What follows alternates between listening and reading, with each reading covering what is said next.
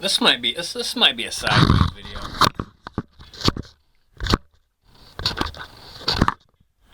A sideways video is to let you know that I'm not taking it entirely seriously, this topic, but it was a topic of interest over this last week.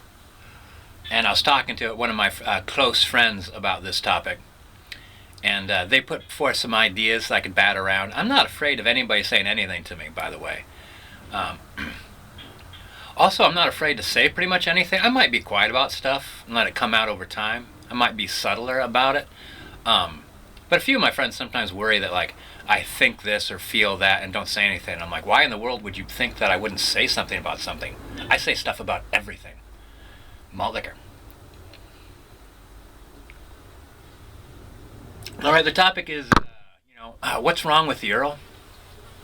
And this was sparked by listening to NPR on my trip down to Tahoe about a woman that at 40-something realized that she had Asperger's disease. That's how you pronounce it. She could not pick up on social cues, emotional cues with others. And one of the things that led her to this discovery was, one is she's a doctor and she went through 6 assistants in 1 year. And she was talking to another person that works in a similar field, and he's like, sorry, it took me a while to get back to you. I was just talking to my receptionist about her weekend. She's like, why? He's like, I take about 10 minutes every day to talk to everybody I work with. And she's like, I've never done that. Why would you do that? She completely didn't understand. And I thought, we all have blind spots. Maybe I have some too. And my first idea was that one of my YouTube friends said that I might have dyslexia. Because one of the things in dyslexia is you're late a lot, inability to focus on the time or the date or the day.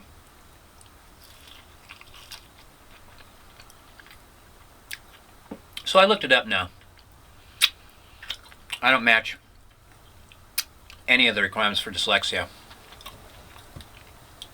As a matter of fact, some of the greatest moments of my life would have been severely impacted by any kind of dyslexia, actually.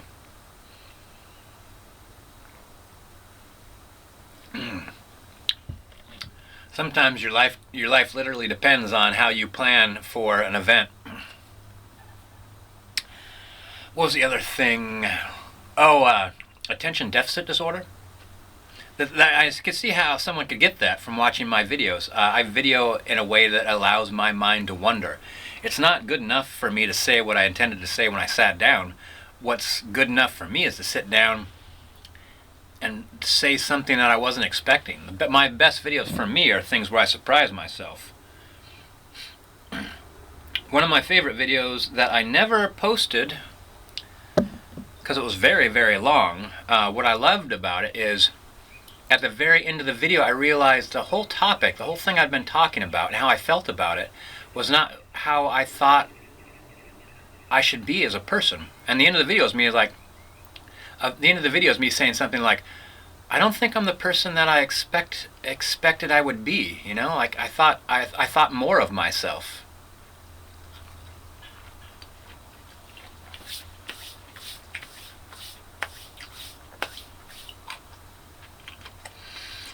Another common idea that something might be wrong with me is alcoholism.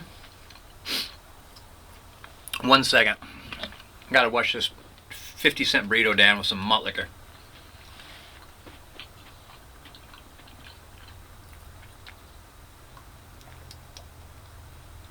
Now, I don't have alcoholism.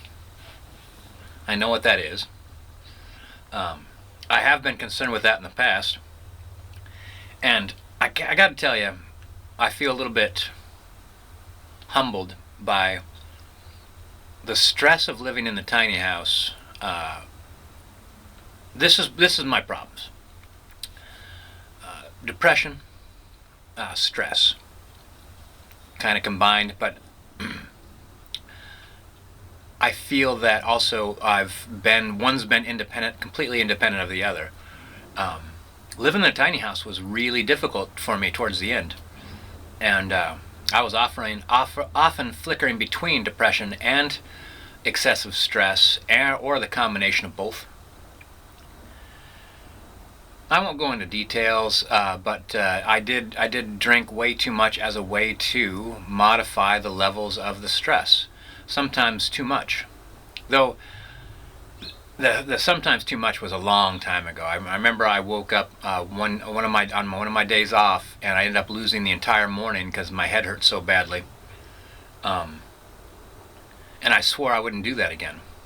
Now I could kind of like drink on this 40 for several hours, and if I'm feeling stressed, alcohol just lowers your levels, man. It's like it'd be the same thing if I went and took like a pill, or like smoked some pot or something like that. Like if I'm feeling stressed, like for instance, my vacation's over, I'm coming back to work. It's kind of bothering me a little bit. Have some beers, focus on cleaning out my shed. So, manage as best I can, and not let it manage me.